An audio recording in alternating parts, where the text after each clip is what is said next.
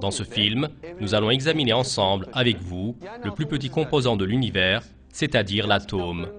Dans les livres d'école, l'atome qui nous semble parfois être le titre d'un sujet fastidieux, abrite en fait des vérités très importantes. Et il nous présente les preuves scientifiques importantes de l'existence d'Allah.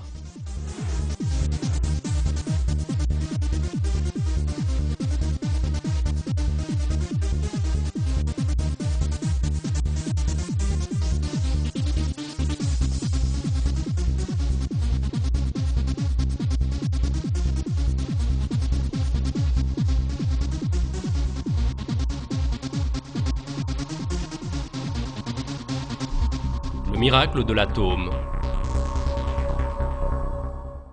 Les atomes sont partout. Tout ce que nous appelons matière, c'est-à-dire notre propre corps, notre chambre, notre maison, sont en fait constitués d'atomes. Quant à la raison pour laquelle nous percevons les choses de notre entourage comme de la matière, ce sont les collisions des photons avec les électrons en orbite autour des atomes, la répulsion mutuelle des atomes ou leur attraction. En fait, vous ne touchez même pas le fauteuil dans lequel vous êtes assis en ce moment. En réalité, les atomes dans votre corps repoussent les atomes de vos habits et du fauteuil, et en fonction de l'intensité de cette répulsion, se réalise la sensation du toucher. En fait, nous ne pouvons jamais toucher la matière que nous tenons avec notre main. Si nous touchions vraiment la matière, nous entrerions en réaction chimique avec celle-ci. Et dans une telle situation, il n'y aurait certes pas eu la vie.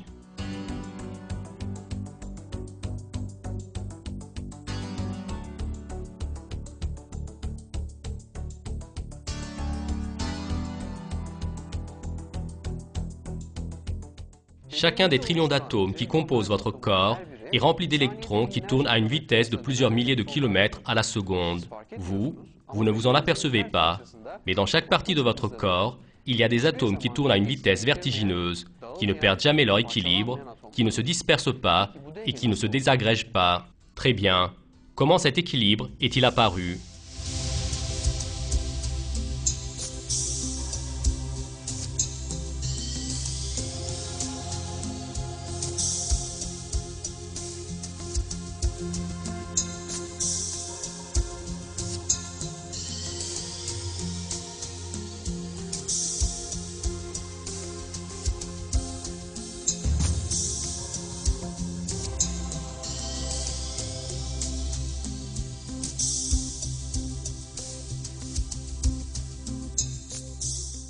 Tout a commencé avec une grande explosion. L'odeur de la terre, le bleu éclatant du ciel. Il fut un temps où toutes choses étaient réunies en un seul point dans une densité et une chaleur infinies. Les scientifiques ont calculé que cet instant s'est produit il y a environ 15 milliards d'années. Cet instant était le commencement du processus de rassemblement des atomes et des particules subatomiques qui sont la structure de base de la matière et lesquelles ont été formées après une grande explosion.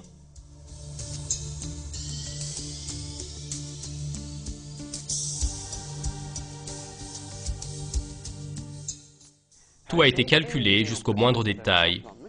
À partir de ce premier instant, la structure de base de tous les systèmes qui vont former la vie avait commencé à prendre forme à l'intérieur d'un plan déterminé. La structure de l'atome fut également expliquée avec ses détails dans les livres de physique ou de chimie. Seulement, il y a un point très important qui est toujours omis. Dans un si petit volume, comment un système reposant sur des équilibres aussi sensibles est-il apparu ? Pourquoi, après le Big Bang, les protons et les neutrons se sont-ils réunis et pourquoi les électrons ont-ils commencé à graviter autour de ces derniers ? Comment s'est-il fait que cet événement extraordinaire fut répété dans chaque point de l'univers, que la structure parfaite qu'on appelle atome soit apparue en nombre pratiquement infini ? Toutes ces questions en rapport avec l'origine de l'atome nous amènent à une seule conclusion. Il y a une création consciente qui règne sur tout l'univers. Les scientifiques appellent cette création extraordinaire le fin réglage, et ceci montre l'existence d'un créateur qui règne sur tout l'univers. Ce créateur supérieur est Allah le Tout-Puissant, qui est le Seigneur de tous les univers. Je demande la protection d'Allah contre le diable. Il est le créateur des cieux et de la terre à partir du néant. Lorsqu'il décide une chose, il dit seulement « soit » et elle est aussitôt.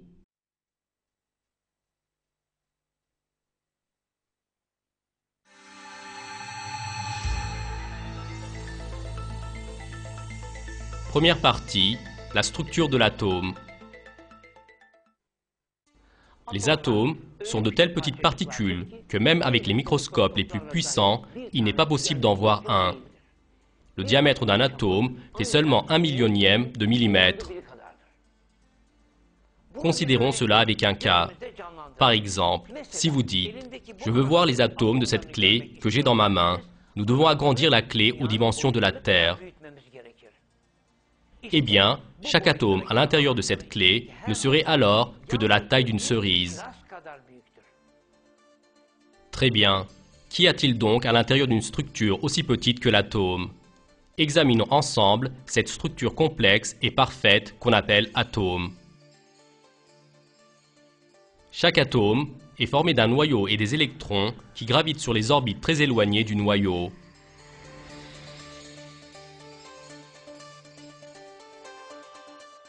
Quant à l'intérieur du noyau, il y a d'autres particules dénommées protons et neutrons.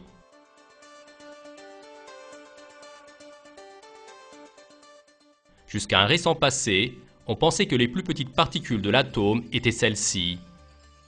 Seulement, à la lumière des dernières données scientifiques, on a découvert que les protons étaient composés de particules encore plus petites, les quarks.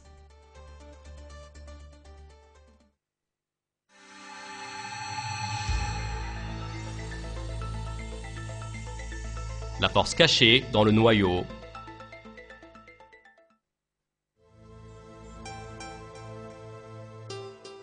Le noyau se trouve au centre de l'atome et selon la nature de l'atome, il est composé d'un certain nombre de protons et de neutrons.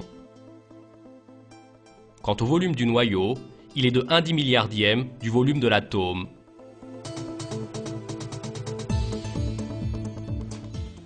Il est certes impossible d'imaginer cette grandeur. Dans ce cas, continuons sur l'exemple de la cerise.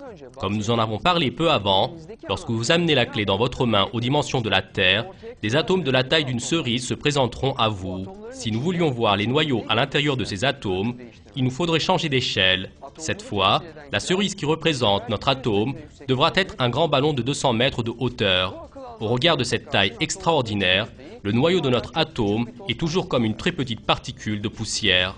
Seulement, il y a une situation plus étonnante que cela.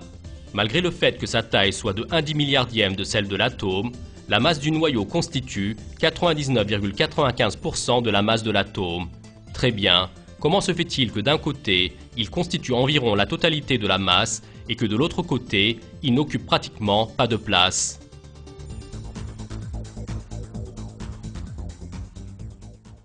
La densité formant la masse de l'atome n'est pas répartie de manière égale dans tout l'atome, c'est-à-dire que pratiquement toute la masse de l'atome est accumulée dans le noyau de l'atome.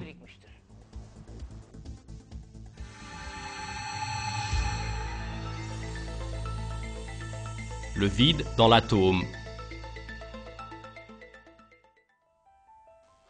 Les nombres nous démontrent qu'une très grande partie de l'atome est composée de vide. Avec l'explication la plus simple, un atome se compose d'un noyau et des électrons qui gravitent autour de celui-ci. Entre le noyau et les électrons, il n'y a rien du tout. Ce rien du tout de taille microscopique est en fait très large à l'échelle de l'atome. Essayons de comprendre ces dimensions avec un exemple. Il règne un très grand vide entre les particules de base. Si j'imagine le proton d'un noyau d'oxygène comme la tête d'une épingle se trouvant sur une table à Paris, alors l'électron qui gravite autour de lui décrira un cercle qui passe par la Hollande, l'Allemagne et l'Espagne.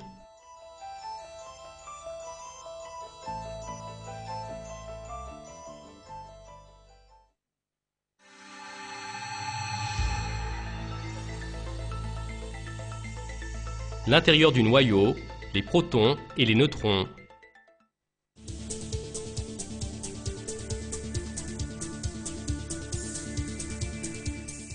Les protons et les neutrons, qui se trouvent dans le noyau de l'atome, forment 99,95% de la masse de l'atome et sont la source de la diversité de tous les éléments qui se trouvent sur Terre. Sur Terre, il y a 109 éléments. Certains de ceux-ci sont des éléments que nous connaissons de près comme l'oxygène, l'hydrogène, l'or et le cuivre. Très bien. Puisque tous les atomes qui forment les éléments sont composés des mêmes particules, dans ce cas, qu'est-ce qui fait que les éléments sont différents? Eh bien, sur ce point, le nombre des protons qui se trouvent dans le noyau a de l'importance. La chose qui différencie les éléments, c'est le nombre de protons dans leurs atomes. Par exemple, dans l'atome d'hydrogène, qui est l'élément le plus léger, il y a un proton, dans l'atome d'oxygène, 8 protons, et dans l'atome d'or, 79 protons. Eh bien, la caractéristique qui distingue l'or du fer et le fer de l'oxygène est seulement cette différence dans le nombre de leurs protons.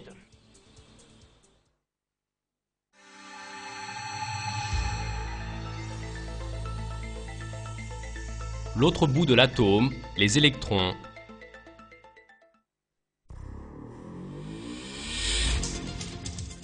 Les électrons sont des particules qui gravitent autour du noyau de l'atome. Cette gravitation sur des voies qu'on appelle orbites se réalise dans un très grand ordre et de manière ininterrompue. S'il fallait faire une comparaison entre la taille des électrons et celle de la Terre, si nous agrandissions le noyau d'un atome autant que la Terre, l'électron n'atteindrait que la taille d'une pomme. Des dizaines d'électrons qui tournent sans cesse dans une aire si petite que même les microscopes les plus puissants ne peuvent pas voir, gravitent sur différentes orbites autour du noyau et ont une vitesse extraordinaire de 1000 km à la seconde. Cette vitesse signifie pouvoir aller d'Istanbul à Antalya en 1 seconde.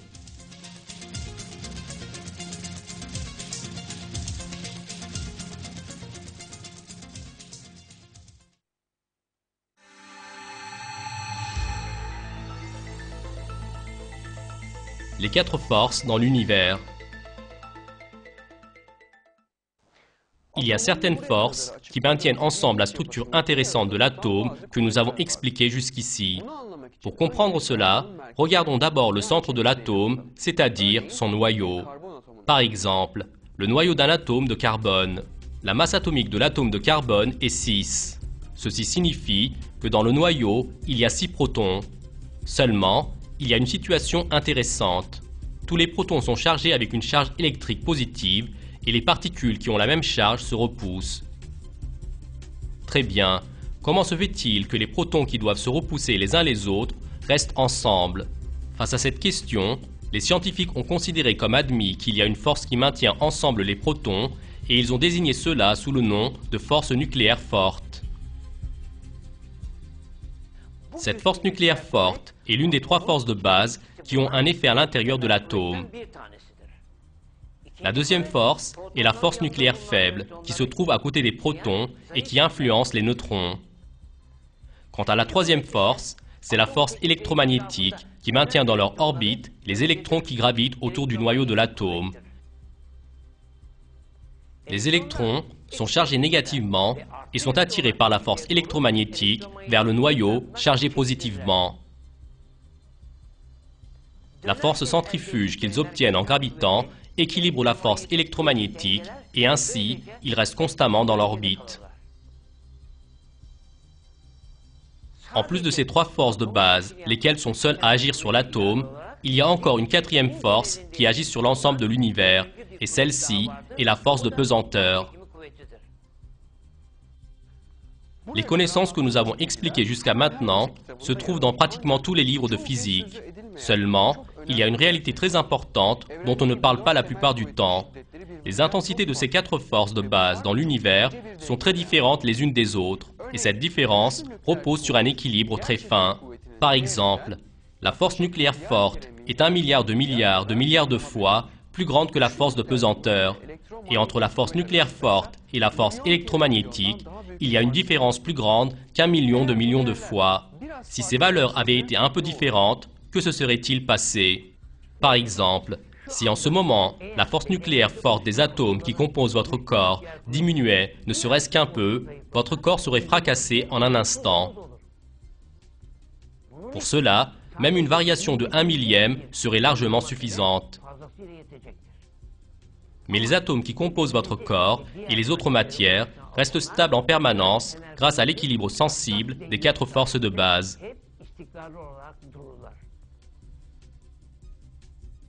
Cette sensibilité dans la valeur des 4 forces de base a extrêmement étonné les scientifiques. Le célèbre astrophysicien Paul Davies, qui est l'un de ceux-ci, a fait ce commentaire. Si des valeurs numériques un peu plus différentes avaient été choisies, l'univers aurait été un endroit bien plus différent, et dans une grande probabilité, nous n'aurions pas été là pour le voir. Plus l'être humain fait des recherches sur la cosmologie, plus le caractère extraordinaire se précise. Ces découvertes concernant le commencement de l'univers montrent que l'univers fut ordonné avec une sensibilité suscitant l'admiration. Le fait que l'univers soit organisé avec une sensibilité suscitant l'admiration, cela veut dire qu'il fut créé. Quant à un autre aspect de cette réalité qui attire l'attention, il apparaît dans l'explication des notions utilisées. Nous avions précisé que les scientifiques avaient défini les forces physiques dans l'univers comme les 4 forces de base. Toujours est-il que cette définition n'explique pas pourquoi de telles forces existent et pourquoi elles sont très équilibrées. Si nous allons encore plus loin dans ces définitions, nous ferons face à la réalité qu'Allah, le possesseur de la puissance supérieure, maintient à chaque instant l'univers dans un ordre. Cette vérité à laquelle est parvenue la physique moderne n'est en fait rien d'autre que la découverte d'un secret communiqué dans le Coran il y a de cela 1400 ans.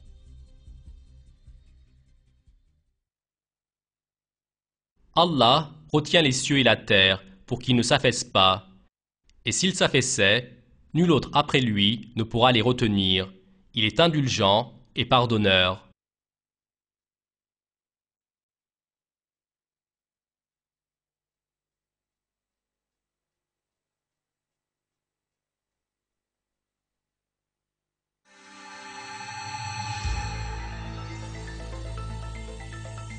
Deuxième partie, le deuxième palier emmenant à la matière, les molécules.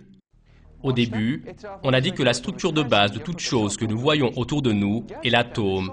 Et certes, jusqu'à maintenant, nous avons été témoins du fait que les équilibres parfaits dans l'atome sont protégés avec un réglage très sensible. Dans cette partie, nous allons faire un pas de plus et nous allons examiner comment, en se réunissant, les atomes forment les molécules, qui sont un autre maillon de la chaîne des miracles. Les molécules sont les plus petites unités qui déterminent les particularités chimiques de la matière. Ces petites structures se composent de 2 atomes ou plus, et certaines de milliers de groupes d'atomes.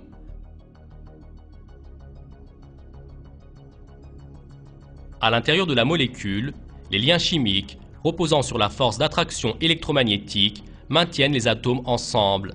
Et avec le rassemblement des molécules sous diverses formes, apparaît la variété de matières que nous voyons autour de nous.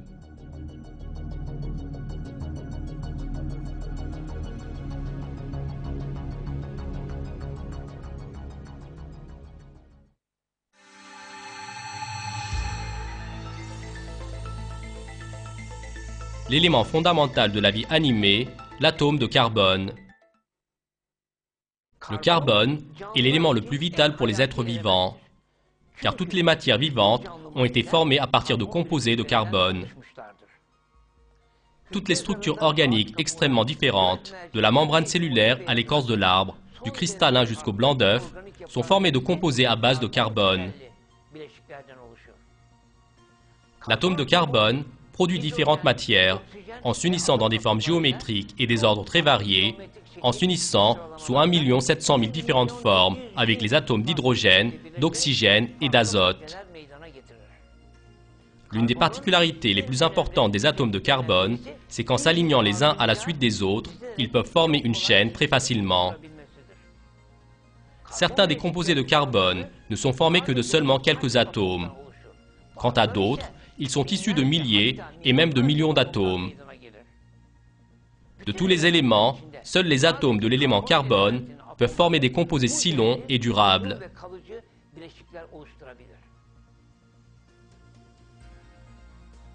Le carbone, au regard du nombre et de la diversité des composés, est complètement différent des autres éléments. Il a une structure originale.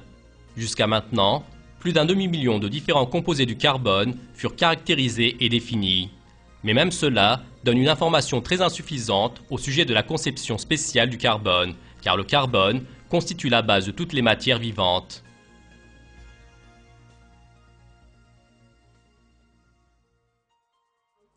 Concernant le fait de comprendre complètement la capacité de l'atome de carbone, la science est aujourd'hui insuffisante. Dans les laboratoires, les scientifiques forment tous les jours de nouveaux composés. Pour l'instant, il est possible de parler d'environ 2 millions de composés. De nos jours, nous savons que l'atome de carbone peut former 1 700 000 composés. Alors que les autres éléments peuvent former à peu près 300 000 composés, de manière extraordinaire, le carbone, lui, peut exactement faire 1 700 000 composés. Par conséquent, l'atome de carbone constitue 85% des composés connus. Quant à la question « Comment l'atome de carbone s'est-il formé la première fois ?», cela nous amène à un autre miracle. L'atome de carbone se forme avec une série de réactions nucléaires au centre des gigantesques étoiles. Seulement, ces réactions possèdent un équilibre physique si sensible qu'y compris le célèbre scientifique anglais Fred Hoyle, malgré le fait qu'il soit matérialiste, n'a pas pu s'empêcher de dire qu'une conscience surnaturelle est intervenue dans la physique. Allah a créé l'univers avec une harmonie parfaite. Avec sa définition de conscience surnaturelle, Hoyle accepte l'existence manifeste d'Allah le Tout-Puissant.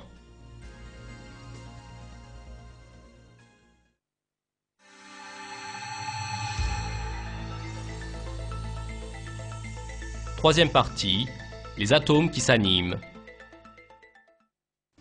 On ne peut certes pas penser qu'un jour, que les morceaux de pierre se trouvant dans la terre sans vie aient formé un être vivant.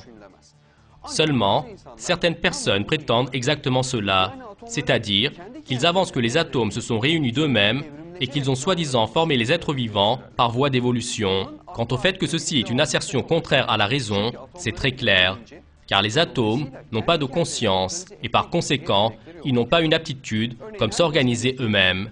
Par exemple, tout le monde sait qu'un avion n'apparaît pas lorsqu'on mélange l'aluminium, le plastique et l'essence. Ce n'est que lorsque vous réunirez ces matières de manière consciente, avec des calculs très fins et de façon à former un avion, qu'apparaîtra alors un avion. Par conséquent, pour que l'avion existe, la présence des matériaux comme l'aluminium, l'acier et le plastique n'est pas suffisante. L'avion est uniquement formé avec une conception consciente. Il en est de même pour les systèmes vivants. La cellule d'un être vivant a été formée avec la réunion des atomes sans vie, et ce, dans une conception très spéciale. Ce n'est pas le résultat du développement des cellules vivantes, de leur multiplication et de leurs particularités similaires, ni de la nature des molécules, mais le résultat d'une création parfaite. Quant à cette conception, c'est la création d'Allah qui crée les êtres vivants depuis les atomes sans vie. C'est Allah qui fend la graine et le noyau. Du mort, il fait sortir le vivant, et du vivant, il fait sortir le mort. Tel est Allah. Comment donc vous laissez-vous détourner ?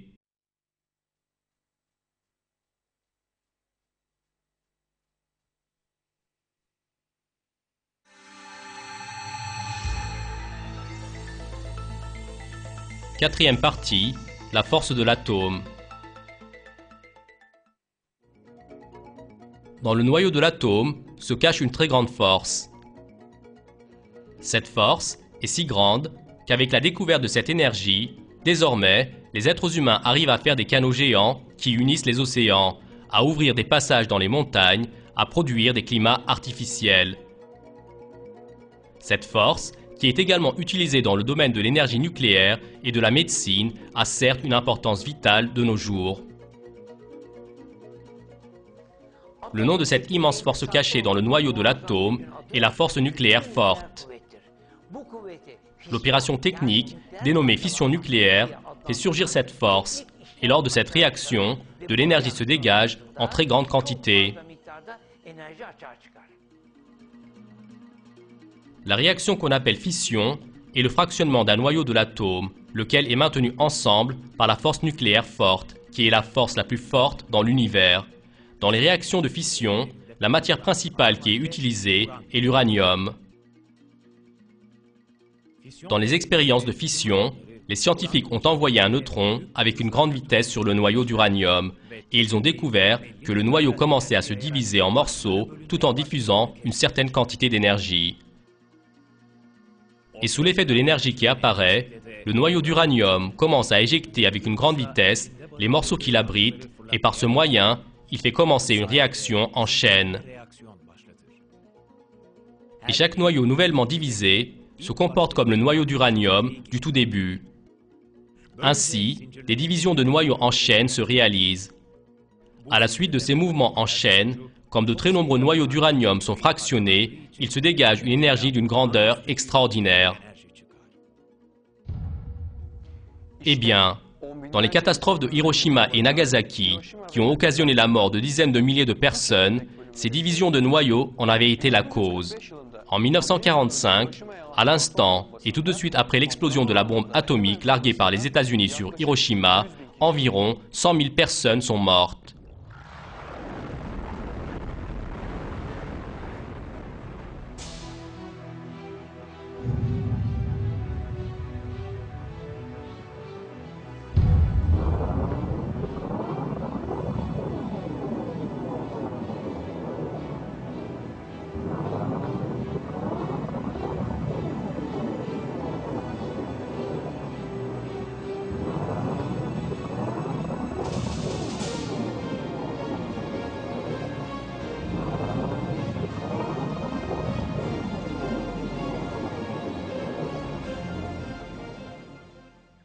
Et à cause de l'autre bombe atomique larguée par les États-Unis sur Nagasaki, au moment de l'explosion, environ 40 000 personnes ont perdu la vie.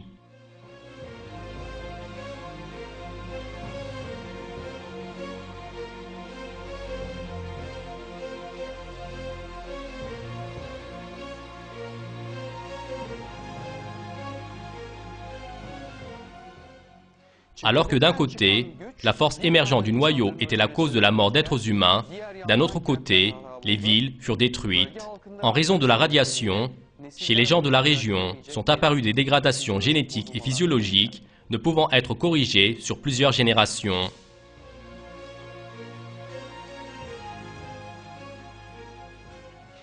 Très bien. Alors que notre Terre, toute l'atmosphère, nous y compris, que toute chose animée ou inanimée est composée d'atomes, comment se fait-il que cette force formidable cachée dans l'atome n'apparaisse pas par les voies naturelles? Car l'équilibre parfait dans la création de l'atome maintient cette force sous contrôle. La réaction en chaîne, occasionnant une explosion nucléaire, peut uniquement être faite par des voies artificielles, c'est-à-dire par la main de l'être humain. Conclusion.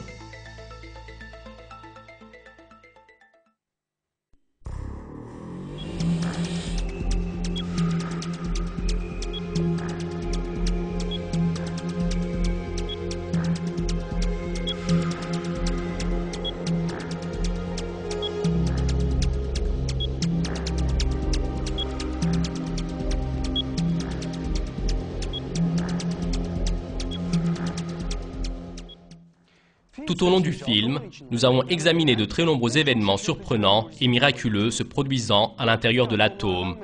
On a vu qu'avec un corps consistant d'atomes, nous respirons les atomes dans l'air, mangeons les atomes dans les nourritures et buvons les atomes de l'eau. Quant à ce que nous voyons, ce n'est rien d'autre que la collision des photons avec les électrons des atomes de nos yeux. Très bien. Et ce que nous ressentons en touchant. Ceci est dû à la répulsion des atomes dans les objets par les atomes de notre peau. Quant à la structure de l'atome, elle possède un équilibre et un design extrêmement complexes. Par conséquent, aucune de ces structures n'a pu être formée par hasard, comme le prétend la philosophie matérialiste, laquelle nie l'existence d'Allah. Le hasard, s'il existait, engendrerait uniquement des confusions, des dégradations, des irrégularités et des erreurs. Quant à l'harmonie, l'ordre et l'équilibre magnifique dans l'atome, cela nous montre que la vie est le produit d'une création consciente et parfaite. Toutes ces vérités scientifiques que nous avons regardées jusqu'à maintenant font effondrer de manière indiscutable la philosophie négatrice et prouvent que l'origine de toute chose, animée et inanimée, n'est pas le hasard, mais la création. Quant au créateur de chaque chose qui existe, c'est Allah le Tout-Puissant, le Seigneur des univers. Dans un verset du Coran, voici ce qui est proposé.